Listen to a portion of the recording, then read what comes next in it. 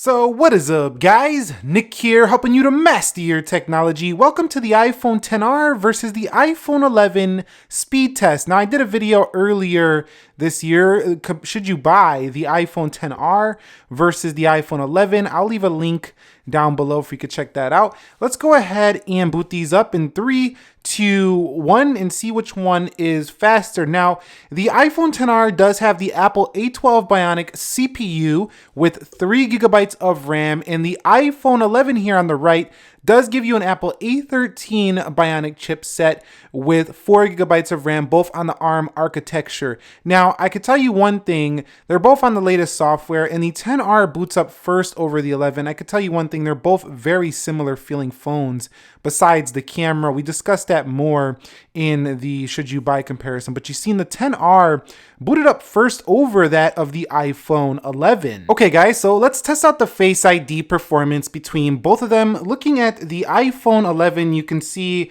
very fast performance. Did I say 11? The XR, very fast performance here on the iPhone XR. See, I said 11 because they feel so similar in the hand, but here is the iPhone 11 and you can see very fast performance as well. I'm really noticing no differences. Maybe you can see the iPhone 11 open on some more odd angles, but other than that, really not a big disparity between both of these in your purchase decision. So if you are analyzing these two and you're like, I want to get a better Face ID system, don't really think that way because these two are basically the same. Like I say, maybe slightly better angles here on the iPhone 11, but other than that, there's really no difference between them. So confirming their software, the iPhone XR is on iOS 13.2.3. The iPhone 11 is also on iOS 13.3, so this is a fair speed test. All right, guys, so we've arrived at the application portion of this speed test. You could see everything closed out for both devices. Let's begin with clock, and you can see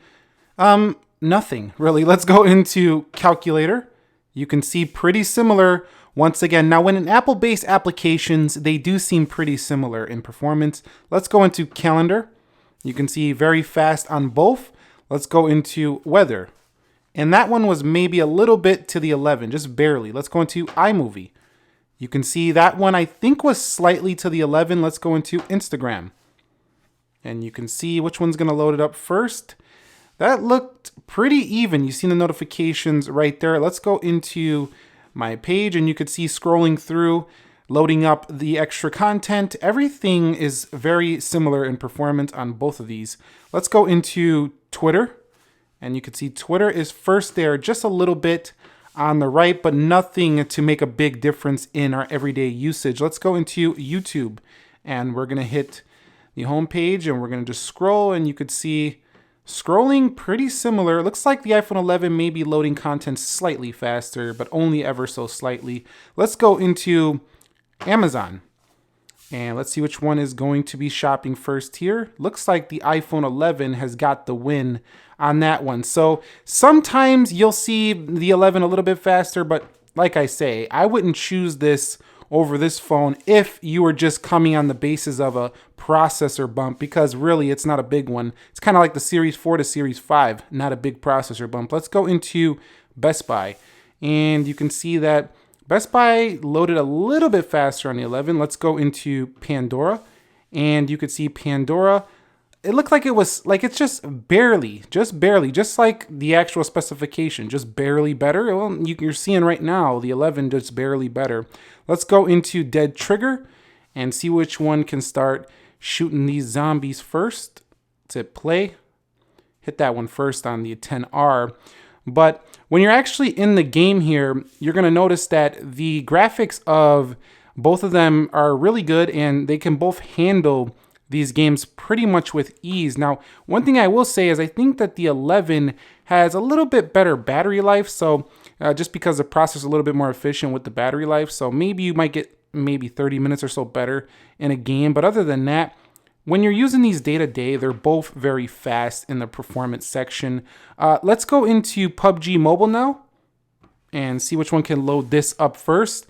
And this will be the last game for the first round of applications. So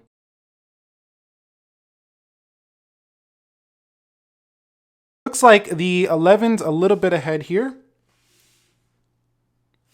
And let's go ahead and tap these at the same time. Let's hit OK right here. And let's hit the X over here. And we're ready to start a match here. And you can see both of them performing almost identically. So you're not going to beat somebody in a match just because you're on an 11 and they're on a 10R. The performance is not different enough to give you the edge. Now, if you had maybe a much faster CPU, maybe much better GPU, then yeah. But you've seen in this first round of applications, the iPhone 11 is that much faster, if that can paint a picture for you. Just barely faster, but it's always better to have even barely faster if you're going to be just going for the long term here, because you're going to get a little bit better battery life, because you're going to get a little bit better camera performance here. And yeah, if you're just going to go longevity wise, then the 11 probably is still worth it, even if it's only that much faster. So running back through these applications, you can see that they're both going to perform pretty well. Now, neither of these phones are top performers in multitasking or going through these applications if you have like more than 20 open, because these are only 4 and 3 gig of RAM phones.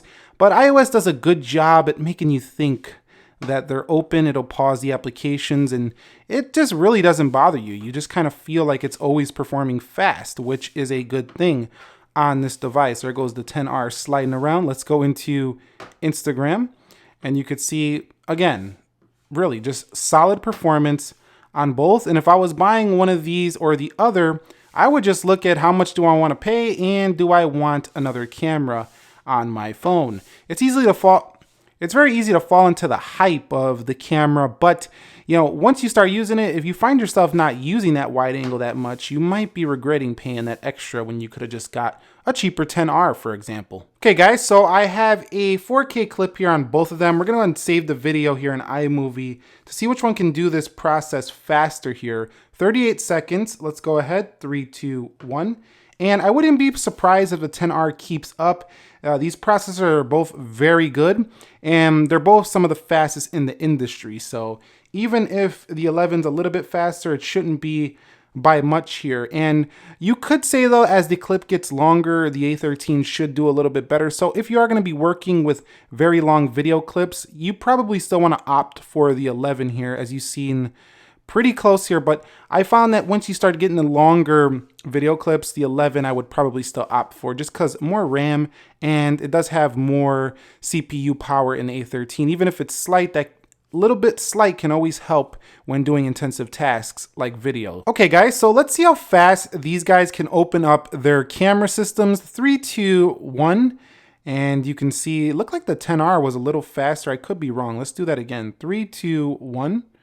And yeah, pretty close performance. So if you're going to be doing camera in terms of the time it takes to open and get that moment taken, both of them are going to be very fast. The way you burst is a little bit different here now versus the 10R on the 11, but they can both burst very fast. You can now hold down video here for the 11.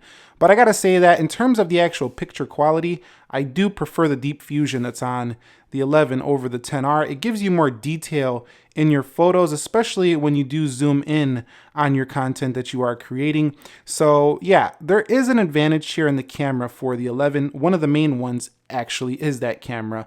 And if we go ahead and go wide, you can't do that for the 10R. But in terms of just speed there of the cameras, pretty similar performance in terms of your everyday capturing a moment. I don't think the 10R is going to be that much slower at all versus the 11. You're not going to miss that moment. Okay guys, so let's go to a couple of websites. How about DuckDuckGo and see which one is faster? Not a big deal of difference there. How about yahoo.com here, yahoo.com right here. And we'll do yahoo.com here for the iPhone 11 and see how it does perform. 3, 2, 1. And you can see iPhone 11 a hair faster there than the iPhone 10R. How about apple.com? Apple.com. Let's go there now in 3, 2, and 1 and see which one gets there first. Pretty similar. Let's click the same links. And again, the browsing performance, it's Safari, so smoother than ever. Scrolling pretty similar. And you've seen that even the speed of opening these websites is pretty similar. They both have 4G LTE. Neither of these are 5G phones, and they both don't have the best Wi-Fi performance I see in the industry. But still, they're very good and they're very fast phones in browsing. But if you're buying 11, you're not getting a big deal of difference. I could see if this was a 5G phone, but Not really. And lastly, how about a Geekbench 5 test? Now, these scores are typically lower than the old Geekbench 4, so don't be like, why is those scores so low? This is a new Geekbench test here. Geekbench 5 is a new app. It just came out a couple of months ago or so, and this application does have a little bit lower scoring system, but the one that has the higher scores is still going to be the winner here. I'll be back when they're done. Okay, so you see that the iPhone 11 does win here in the Geekbench as well by a couple hundred points on the single and about 1,000 on the multi. So yeah, technically it is faster, as you can see by these benchmark scores, but I think where it's really going to show is just maybe 3 years down the line, because right now that's really not going to show.